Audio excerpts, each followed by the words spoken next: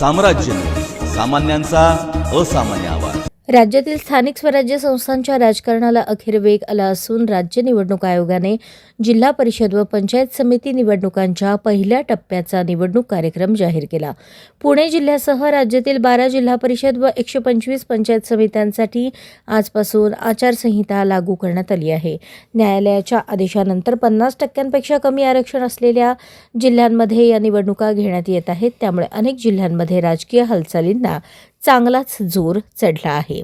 संपूर्ण निवडणूक कार्यक्रम याप्रमाणे: अर्ज दाखल करण्याची मुदत 16 जानेवारी ते 21 जानेवारी, अर्ज छाननी 22 जानेवारी, उमेदवारी माघार 27 जानेवारी, अंतिम उमेदवार यादी चिन्ह वाटप 27 जानेवारी दुपारी 3:30 नंतर, मतदान 5 फेब्रुवारी 2026 सकाळी 7:30 ते सायंकाळी 5:30 वाजेपर्यंत, मतमोजणी 7 फेब्रुवारी 2026 सकाळी 10 वाजल्यापासून।